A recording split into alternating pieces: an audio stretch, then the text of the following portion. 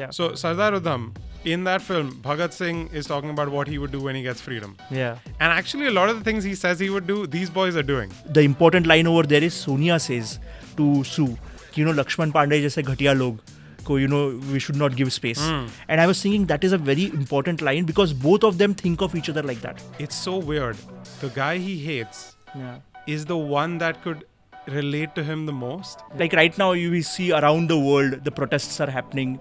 In Colombia the protests are happening and people question why do, it's so performative, they say, that college kids take up part of this protest because somewhere down the line they will give up on these ideas.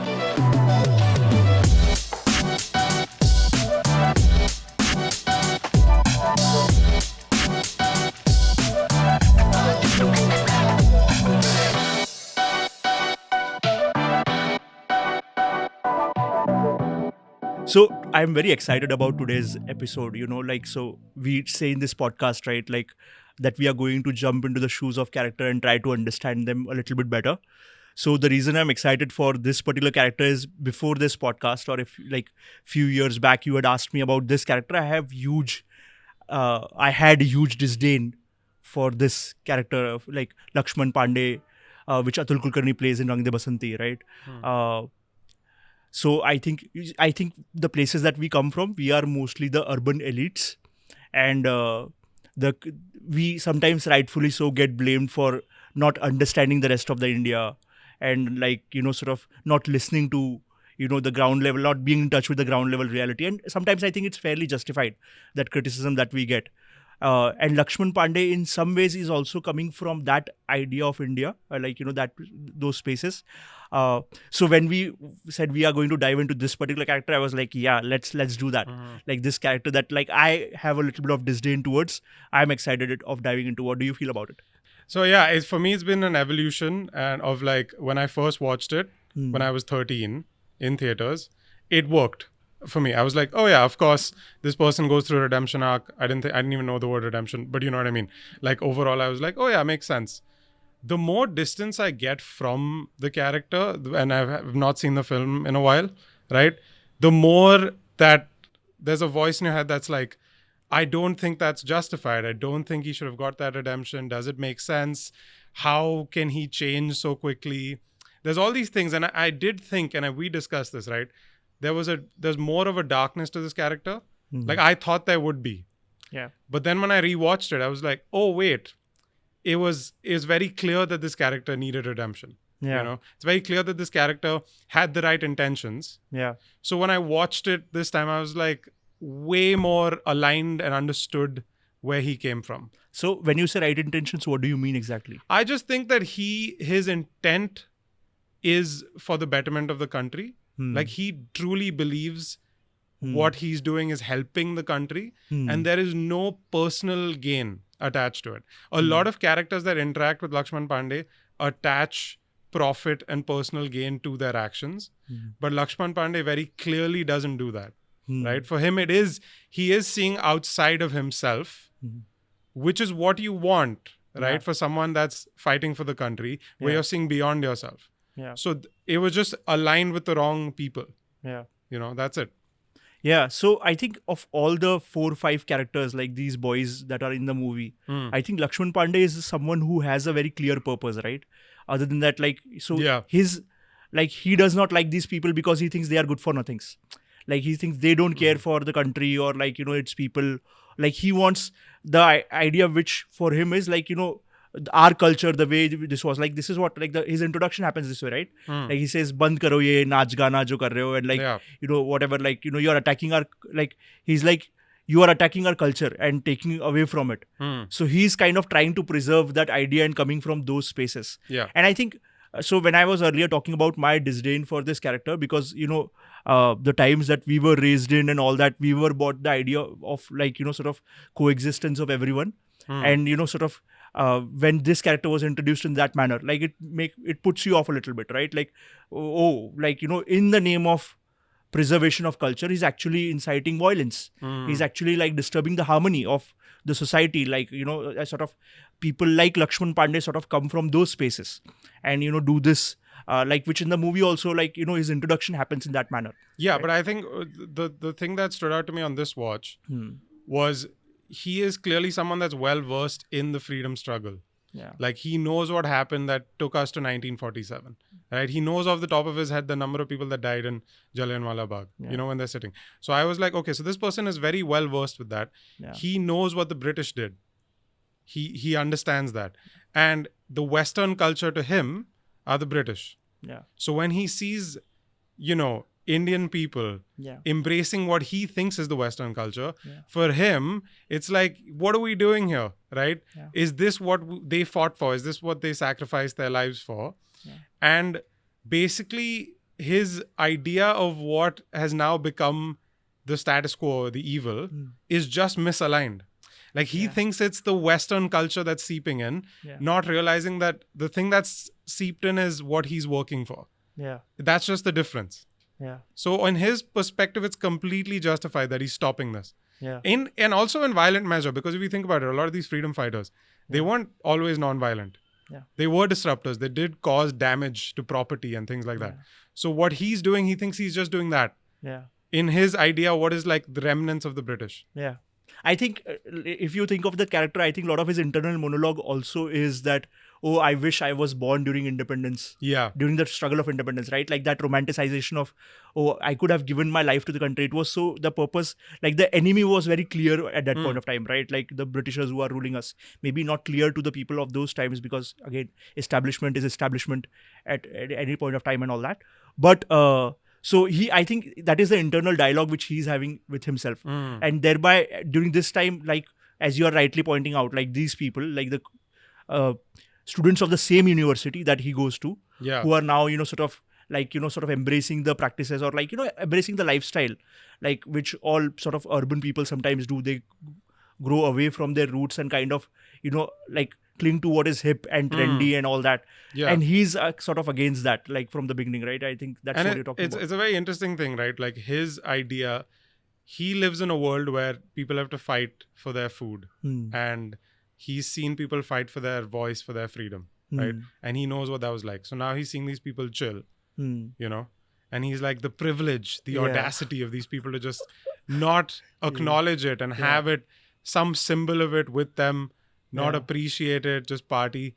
But when we watch, we've seen Sardar Udham, right? And he's actually referenced in this film. I didn't realize that he was. He is. But Kiran Kher talks about him. Yeah. So Sardar Udham, in that film, Bhagat Singh is talking about what he would do when he gets freedom. Yeah. And actually, a lot of the things he says he would do, these boys are doing. Yeah. You know? Have a drink, hang out, you know, go to sleep, wake up the next day. So in a way, right, like it's not, of course, they're like privileged and are living in the dark a little bit about what the struggle is. But the freedom fighters fought so that these people didn't have to fight, if you think about it. But this guy's like, dude, like at least acknowledge them, at least something.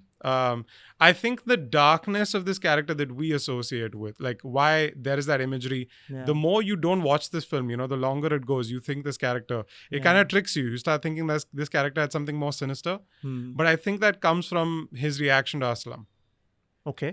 Like that sort of hate he has for him. Yeah. Specifically. Yeah. I think that's the deep, like actual anger that he has towards Aslam, which everything else you can kind of explain away and be like, this is how he's aligned. Yeah. But that part, I think he is like an actual thing that he needs to fix. Yeah. Which is why that's what the film also focuses on. It actually starts off like that. Like, you know, the first confrontation that after he kicks the radio, like the tape recorder or like whatever they're playing the music on. Tape recorder is such a 90s thing. Tape recorder. So, but like his confrontation is with Aslam. Yeah. And throughout the movie, you see that, you know, sort of the conflict between him and Aslam is that he's questioning the very survival of Aslam, like in the spaces. Like he's straight away calling him, "Tu Pakistani chal ja udhar." You know, like when he's meeting him and all that. Yeah. And I think that you're right in the space of like his there is a little bit of like we were talking about, like, yes, he is probably a patriot. Like, you know, who understands, who acknowledges the idea that the struggle that went into the getting freedom for this country, knows the heroes and all that. But at the same time, there is a little bit of fetishization with all of that, which kind of makes his anger or like the actions little bit misdirected, Yeah. which are being used by the people in power. Like if you see the politician which he goes to, Yeah. he says, the party is acknowledging that the work that you're doing is getting us. Yeah. He actually phrases it very, very specifically. He's like, this anti-Western culture thing that you're doing is really working. Like almost as if it's a marketing tactic. Yeah. Like this guy's not talking about... Laxman Pandey's actual belief is that this Western culture is a problem. Yeah. Right? He actually thinks that. Yeah. The minister in power is like, this is working. Yeah. So let's keep doing more of that. Here's some money, by the way. Yeah. Because it's a business. Yeah. So that's very clear. Like Laxman Pandey is working, being guided by the wrong people. Yeah. Like you said. So that's the thing, like, which I was thinking about it, like in this particular watch. And I was thinking of how, there are people like Laxman Pandey or like, sort of across, India in like colleges and universities, which sort of grow up with that kind of ideology, right? Yeah. In one of so I love this series written by Aaron Sorkin quite a lot, which is Newsroom. Yeah. So Newsroom is a bunch of, journalists and like news anchors and like producers and all of that trying to make the right kind of news for the nation. Like they're asking like, how can we, sort of, for a democracy, what is the best thing? It is the informed electorate. Like you give the right knowledge and information to the people. And that is what, sort of is the role of a news agency. So they are trying to do all of this, right? And like, so all of them are like democratic. Only the chief protagonist in the movie is Republic. Will, who's the hero of the Newsroom and all that. And then they, like, obviously the way we have like different political spectrums over here, in America it's like Democrats and Republicans and all that. And then they ask him, Will, how come you are, a Republican? Like what still compels you to keep being a Republican and all that? And in a very famous line, he says, sort of where I was born, in a 60 kilometer or something like a radius from there, you couldn't find a Democrat. You were just born in that place. It's what he so grew up like in. it's sometimes, you don't get a call of the ideologies that you get born into and like also raised with. So that made me think of, sort of people like Laxman Pandey who are across India and all that. Like, again, like, let's be on the outset, like my personal judgment of whether that ideology is right and wrong doesn't matter into this conversation right now. It's more that, like, there are a lot of people, like a lot of boys or, sort of students who are in universities who are like almost born in that ideology. Yeah. And they never get challenged or like never like exposed to a different ideology at all. And thereby they have it. And like what I was thinking was, how sort of business organizations get interns from college students and all that at like a very cheap pay, and the role of the intern is to do all the like kind of menial like jobs and all that. Like I was thinking political parties also sort of do the same a little bit. Yeah. Like, in their quest for power, they need the resources and all that, right? They need someone to do the labor, go from space to space, organize men and all that. It's a and business. Then, that was a whole setup. That setup that he walks into where the party's there. Yeah. It's like a startup, dude, over there. Yeah, exactly. Yeah. And so your Laxman Pandey is just a hardworking intern trying to prove his worth. That look, I am really, and we have all been there, like, starting up as an intern who really believes in the cause of the company, and my company is actually doing You're a working great for the job. CEO who doesn't care, but like you're like imbibing the company culture that you think is actually the company culture, but no one else in the organization's on board. So a lot of it got me thinking of, sort of Laxman Pandey in that sense. But I think, the thing with... because it's hard to talk about Laxman Pandey without including Aslam, because that feels like they're sort of tied together. Yeah. It's so weird. The guy he hates is the one that could relate to him the most. Yeah. Because he comes from a background that's struggling. Yeah. He constantly... Aslam is always talking about like his struggle with being patriotic is that he has to think about his basics. Yeah. About food, about a roof over their heads, and that's something Laxman Pandey would be able to relate with. Yeah. Like he would understand if someone that wasn't Aslam would tell him that, hey, I am struggling to be patriotic because I don't have food. Yeah. But it's because of Aslam saying it, it's causing such dissonance. He's like, I'm agreeing with this person who I fundamentally hate. Yeah. So I just think that's interesting. Like, why didn't he... he's so blinded by that he's unable to see that this is the guy that he could actually connect with of all the boys. Yeah. And this is where, like, being part of stories, either telling them or like being at the receiving end of it, is so transformative, right? Like for him, the Laxman Pandey, the moment is like when he, like, we'll get into the question of why he wants to play the character. But the character which he plays is so like, again, it's very brilliant writing. It's poignant, like, Ram Prasad Bismil, which has friendship with Ashfaqullah Khan in a certain manner. So in the history, it has been documented that way. So, Ram Prasad Bismil, when he also kind of started, and when he was, sort of doing his work, trying to sort of spread the messages across and all that, Ashfaqullah Khan got in touch with him. And sort of in the beginning, I think, if I've read it rightly, Ram Prasad Bismil was also kind of questioning, why does, this man, Ashfaqullah Khan, who's a Muslim, sort of care for the country just as me and all that. Yeah. And that moment in the film where, he says, when they have actually now become friends, and he's caring for him. And from a point of care, he tells him, Ashfaq, why just you don't go to Afghanistan, because there are your people are there, they'll take care of you, as Britishers catch us. But he doesn't realize, like, we have all done this, right? Like, out of care, spoken to our friends in a certain manner, but we don't realize how, sort of condescending it to our friends. And for Ashfaq, it is extremely, he's like calling, does that mean you are not my people? Just because, like, our sense of belongingness isn't just defined by our caste or our religion. It is defined by so many other things. Like, for so many of us people and all that, like, who grow into urban cities, like, it's not our religion that defines our sense of belongingness. It's other factors. So for Ashfaq also, that has happened. He's moved up the ladder so much and found solidarity with the freedom fighters that he's fighting with, which he thinks is our people, is his people. And it's such a, like, when the chips are down and things are stressful, sometimes we say things out of fear. Like, he actually is afraid for Ashfaq, and he's like, you can go, but not understanding what that would mean for him to hear. And in that scene, I remember, like, now that you say it, they're eating together. Yes. Which is such a contrast to, like, Laxman Pandey getting up off the table when Aslam sits next to him.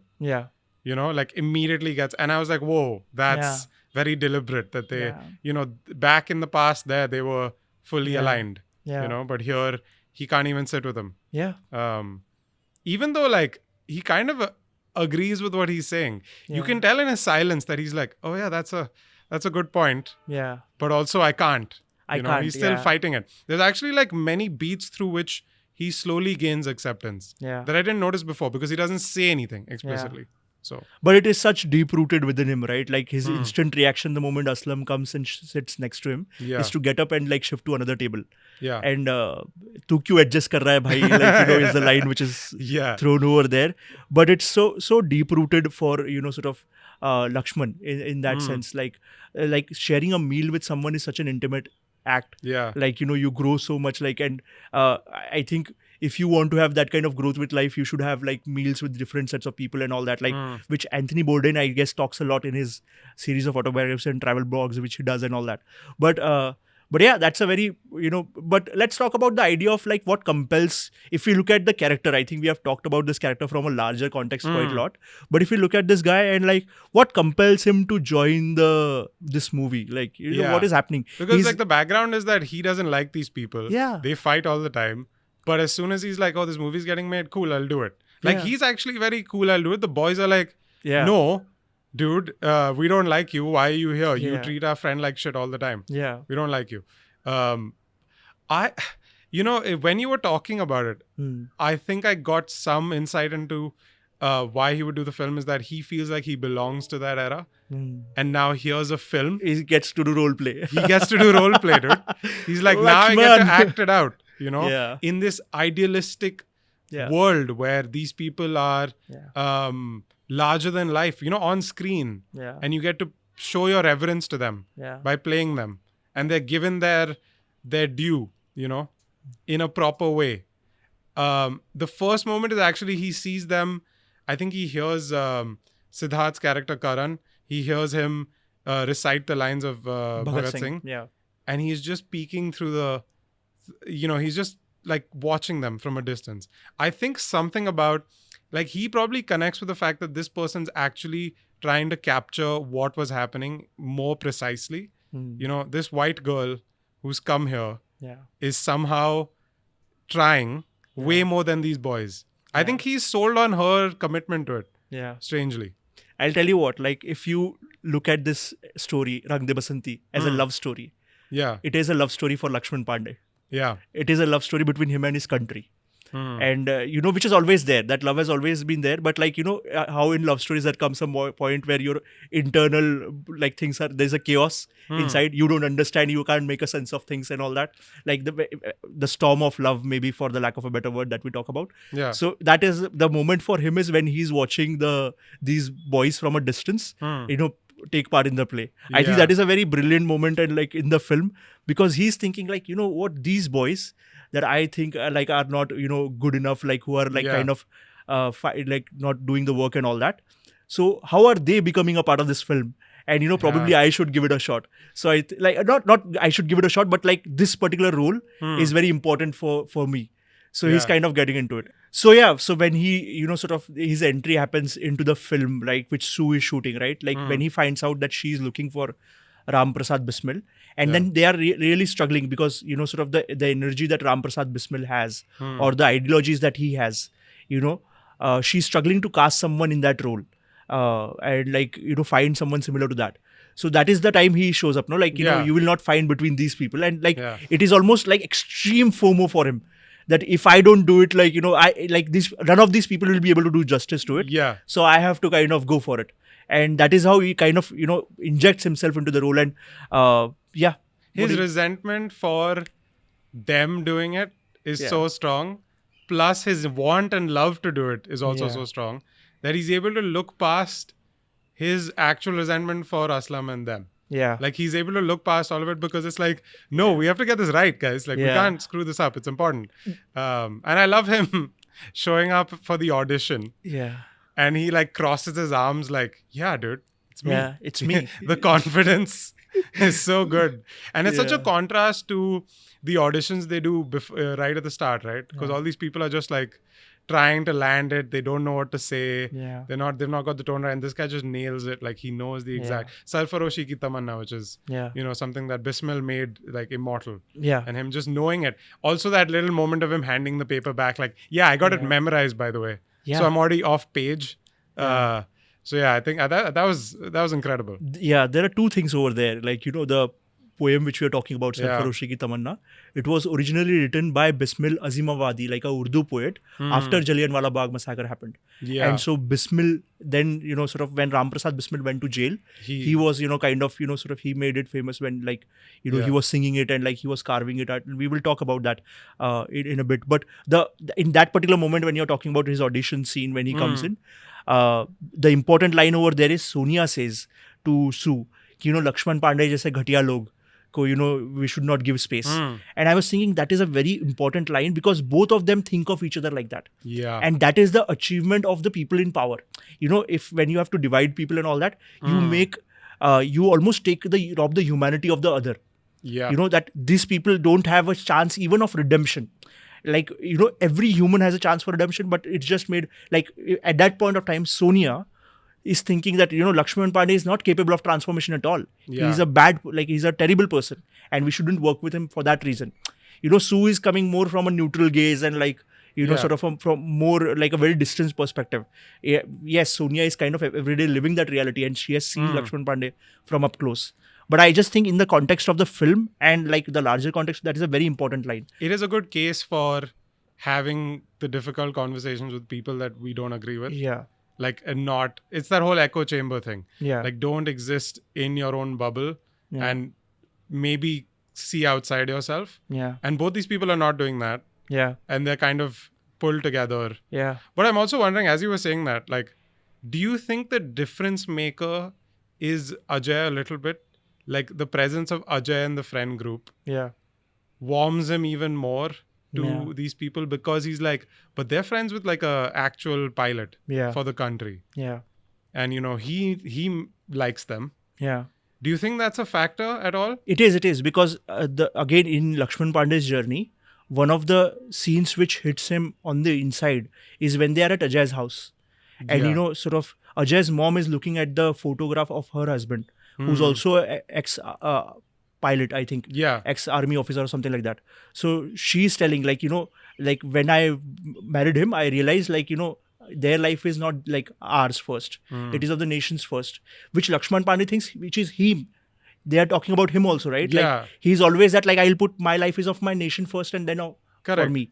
Correct. So that point of like, for him to see like this is a case for like sort of dialogue and all that, right? The moment he hung out with these guys and saw them beyond just the simple idea of them that they had with him, like he saw them, oh, they are also like these people who have these kind of ideas which are again maybe similar to me. So that particular scene where he's not talking much, but you can see that he's kind of settling in there. He's taking there's changes happening within him. Like again, if you look at it again as a love story, you can see that trajectory of, oh, this is the moment when he's like kind of realizing that. And where that shows up physically is where Aslam makes that joke on expense of Ajay and Sonia. He's like, bacche, ghar pe rahega to ho gayi na bacche. And they cut to the reaction of Laxman Pandey laughing at the joke. He doesn't say anything. And that's such a significant moment in the film where Laxman is now laughing at the joke which Aslam has cracked. Yeah, it's that thing, and it's that I think I've seen this meme where like you don't laugh at a joke that if the person you hate may be the funniest person ever, but you will not laugh at that joke. Exactly. And the fact that he does, he's like, do I like this dude? Like, oh shit, dude. So there's like little bit of the humanity is coming to the surface, which is. And then again, then the whole transformation of Laxman is like kind of going through this for all 4 or 5 of them actually. Is going through this story together of like, which is Sue's brilliance, like, sort of taking them to spaces where, sort of if like, this is why, the beauty of writing or like, sort of getting into like, any like of the art form and all that is like you get to be in the shoes of this character and go to the mental spaces or like the ideas that they kind of went into and which these guys go, and that is almost transformative for all of them. I also think for him specifically, like there's like small subtle dynamics that he has with all these people that we don't really know. Of course, the most explicit one is like it's Aslam. Like this is his dynamic. He doesn't like the guy, and then eventually he likes the guy. So we know that's quite a clear arc. But with every single character, he kind of at some point connects with them. Like I think when he sees DJ sort of being the big brother and stepping in, I think he does respect that on some level. Like a guy that just is there for his, and is someone that takes initiative. He's the one that decides to shoot the minister, right? These are moments of like when called upon, he acts. With Karan, I've always felt it was that he was very inclusive of him. Like there's that moment outside the hospital after everything's gone down where he like hands him a cigarette and he's like, he just is like, you're here, you are part of this. He also says like, come with us. Even if you're not going to eat, at least come. Hang out with us. With Suki, I think there's more disdain because he's afraid. There's so much fear with Suki. But I think the fact that he chooses to come to the radio station at the end anyway. So there's like all these small things with each one of them where he's slowly like, oh yeah, and he's quiet. A lot of his, evolution is through not so much the words, but the silence, because it's such a jarring thing for him to see these people. And it's very funny that he's got so much into method acting that now he thinks that they are, on some level he's like, oh, that is Bhagat Singh. You know what I mean? So it's interesting how his dynamics change with them. And so that makes a case for like sort of, I think the enemy is someone you don't understand. Like for him, like at the beginning, both of these people don't understand each other or the places that they come from. What makes you you? I may not agree with your ideologies. I may not think that they are right. But if I, at any point of time, give an attempt to understand, what places are they coming from? I think there's something beautiful which happens, which is why Rang De Basanti resonates with so many of us. Let's think about like, what if, he had not joined this movie? He was not a part of this. What would then his reaction towards Ajay's death would have been? Like one of the transformative moments from him in the film is, during the riots when the march happens. And the politician and his goons come to beat up these people or like kind of pick up from their like pick them up from their places that they're sitting in and all that, so that they don't the march doesn't go on, the protest doesn't go on. They want to shut down the protest, right?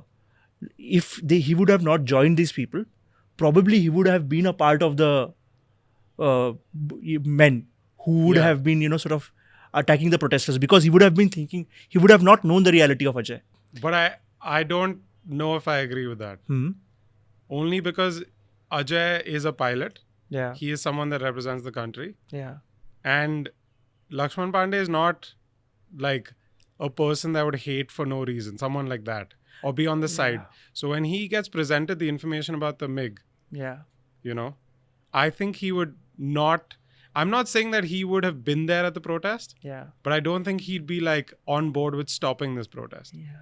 Because these are people taking action and initiative, It defending is debatable someone. because, you know, what Yeah. he would have thought is like, you know, sort of, he's, again, this guy is the friend of these guys that I don't like, you know, probably you know, my masters are right. Like, you know, it was the pilot's That's a good fault. point. If he had not met Ajay and known what a stand-up guy So he because was. what is the difference between rest of the goons which are coming and Laxman Pandey? You know, Yeah. yes, you can say that probably from a personality perspective, he's more of into leadership. He's more into, you know, sort of, he feels strongly about these ideas. Maybe the other boys are just kind of going with the tide and all that. Like, you know, there's a large section of unemployed people in this country, people whose void gets exploited by people in power, you know, by filling them up with these ideas. Like, one of the things when I was thinking about Laxman Pandey is I was thinking about, so some time back, you know, there was this photo released of, you know, sort of Lucknow or, you know, sort of Kanpur railway station, which was clogged by, like, you know, completely, there was not a single spot left for someone to keep him on a feet by young men who wanted to apply for the government job of being a cop or something like that. And it was just to go on to show, you know, the rate of unemployment in this country right now. I thought, you know, Laxman Pandey could very well have been one of those people. Yeah. You know, and so, and in the context of this particular film, that is the most transformative moment for him. It is. Because now he's seeing, you know, his people, Yeah. you know, attack this.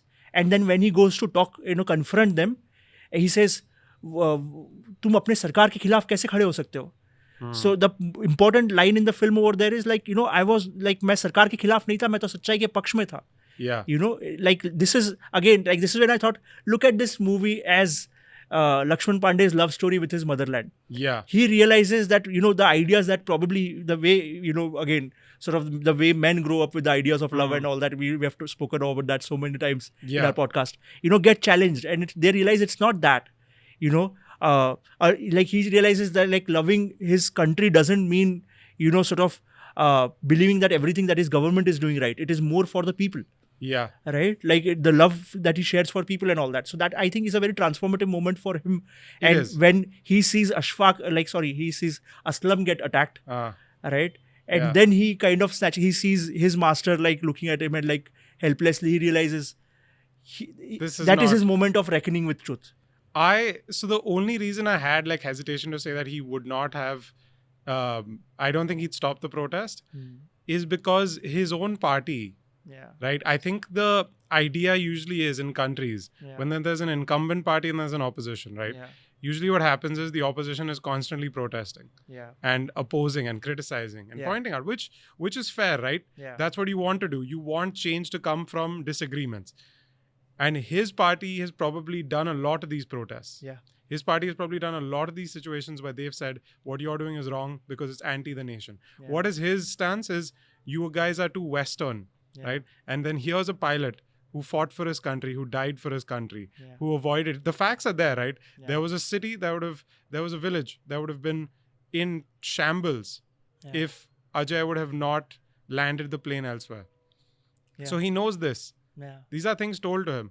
So I think that'd be more, but I think the crucial point is him saving Aslam in the middle of that and having that moment of, oh my God, you know, because that is what happened because he spent time with those guys. That sort of realization that I'm on the wrong team almost. Like I have, it's such a traumatic incident actually when your reality is shattered. Belief system is crashing.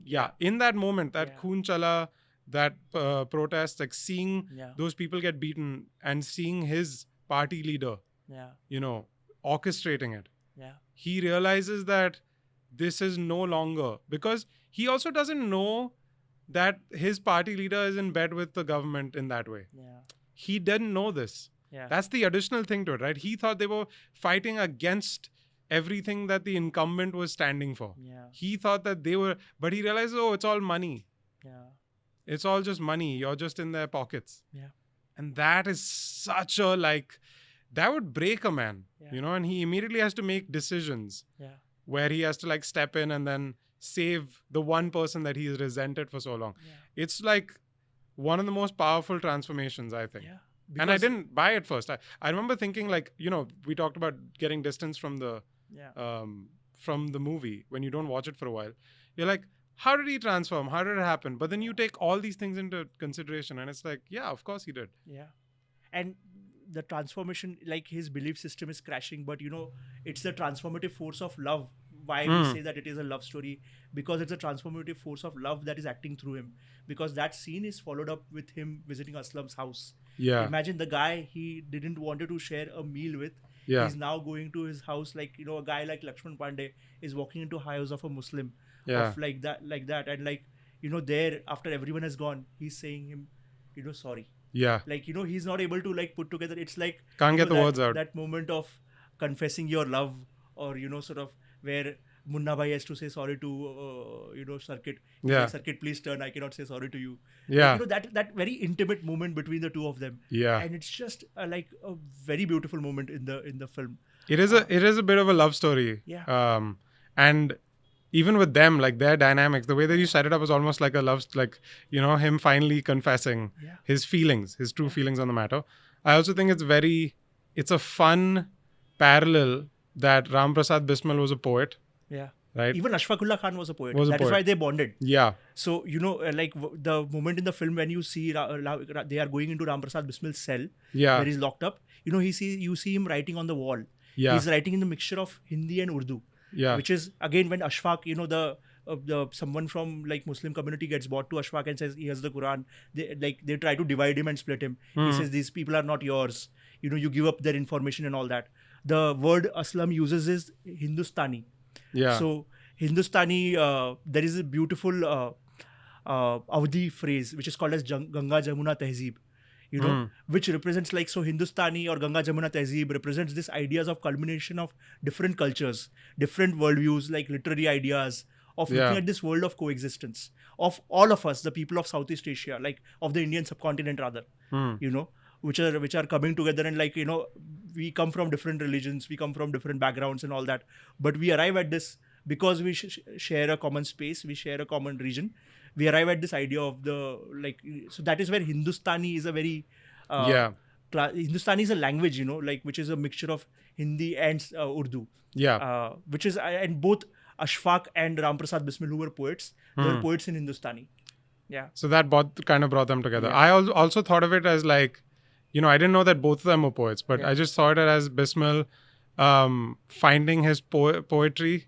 Yeah. Like, him reaching out to Aslam is also like Bismil, like, or him, Laxman Pandey, connecting with poetry, which is what Bismil had. And Laxman Pandey had kind of veered away from because he'd become such a party lead, like, someone running in a government job more than anything. Because, where does the meta nature of this film, like it is a film within a film happening, right? Yeah. Where does the line between that film and the reality blur is, that shot in the film of the Patriot film that Sue is shooting. She shoots a shot of Ashfaq, which is like his face glows up. He's looking up towards, before they have cast, sort of. Correct. And Ashfaq says, which I think is a line for the nation. Ashfaq says, "Kahan hai mera Ram?" Yeah. They are trying to find their Ram, which I think the entire nation is trying to find their Ram. Yeah. And in that particular moment where Laxman Pandey says sorry to Aslam in that room. In that room, there is that Ram is there. Yeah. Which the idea which we talk about, and I think that is why this is such a beautiful character. Yeah, absolutely, man. Yeah. Absolutely. What do you think though is the central flaw of this character? Is that he's living too much in the past? That line of Aamir Khan in the film where he says, "Ek pair past which or ek pair future which, isliye to hum aaj pe moot rahe." It's such a because if you look at all the let's talk about all the protagonists of this film, right? Like their thing. So Aamir Khan is someone who's like, kya meri koi auqaat hai? Like he's trying to find his own identity. Ashfaqullah Khan, Aslam is. Kunal Kapoor's character is someone whose survival is questioned. His family is constantly telling him, don't hang out with, these boys. Why don't you find friends within your own community? Because we don't have space in this nation and all that. Like that survival is getting questioned. Correct. Karan is someone who's Nice. We'll take a second. Yeah. Cool. So, divine approval. Hot priest stuff. So, Karan is someone who's trying to escape the Yeah, he place. wants to leave. Yeah. Like, Sukhi is someone who's eternally afraid and very mortal of all of them. Like, he wants, like, to get married and all that. So, there's, like, sort of, which got me thinking of, like, but all of the things that these people share is they're young college-going boys. Right, like they are in that phase where we have these ideas of changing the world, which DJ says, right? Like college the gate is taraf hum life do nachate hai, the college the gate us taraf life hame ko nachati hai. That's why he's not leaving. Yeah, right. Because that like right now we see around the world the protests are happening. In Colombia the protests are happening, and people question why do it's so performative. They say that college kids take up part of this protest because somewhere down the line they will give up on these ideas. They will not hold on to these ideas and all that. And like that is the state of the world right now. These kids of Rang De Basanti are manifesting in various colleges across, not just India, across the world. Yeah. In fact, it's always happened. In fact, the funniest thing is on the platform that this movie is, there are other movies which kind of, sort of villainize college and university students also being hosted on the platform. And right, enough about Three Idiots, Aniket. You don't need that. So, it's the nature of, stuff which is out there. And the contradictions are out there. Like, I think it's fair. I was thinking about this point yesterday. It's fair to have all kinds of movies. Yeah. Because you trust the audience to find their way. Like, you trust, for me, when I started this podcast and I said, I have disdain for this character, I said, if we have to work towards a better society or whatever, I have to trust Laxman Pandey, if with the right, sort of conversations and all that, there will be change. Yeah. And which I think, like the question of central flaw, which I was bringing about, in a way, Laxman Pandey is right. Maybe we had a very rich culture and all that, which he was trying to preserve. As we try to preserve that, the change is always a constant part of life, and we are moving towards positive things as well. And I think somewhere in the middle is always the answer is in the attempt of understanding people. Yeah. So absolutely. I think there's a lot of stuff to that. Like for people like us who have a disdain for character like Laxman Pandey, is trying to meet him halfway. Yeah, and also like. The Aamir Khan line is actually very profound. Yeah. Like he says it as a joke, but some people are living in the past like Laxman Pandey. Yeah. Some people are worried about the future like Aamir Khan's character DJ. Yeah. And that's why the present's screwed. Yeah. We're screwed because we're not finding that middle ground of moving on from what happened, accepting what happened, but moving on and not saying like, oh, we're screwed because this country, nothing will ever change. So always saying that the future, Karan always says like, nothing will happen. He's actually the most upset when challenged about why aren't you doing anything for the country. He's like, nothing will happen here. Yeah. Like he's because I think of what, his father and how he sees greed and corruption at home. Yeah. So he's very dismissive of the idea. Yeah. Right. So that middle ground they're unable to find. Yeah. And they actually should. Yeah. So. Which is the beauty of this film. And then I think we can close on that point, talking about like, this was a love story where Laxman Pandey was, this character that we wanted to dive into, and his ideal pursuit in that love was to die for the country. Yeah. And we will talk about this ending separately at some point of time. Yeah. But he does in many ways dies for this country. Yeah. And also closing thoughts, Sue, how did you make this movie? You had like one camera, you had no crew. She made like this high production, multiple cuts. How did this movie come together? It set up this podcast. We've had like multiple cameras and we're sitting in one frame. You don't understand the magic of filmmaking. Dude, she didn't have a budget. No. The producer left at the beginning. You don't understand the magic of filmmaking, Karan. All you need is thodi si dhool meri dharti ki mere watan ki. I think we can end it with that. Yeah. Cut.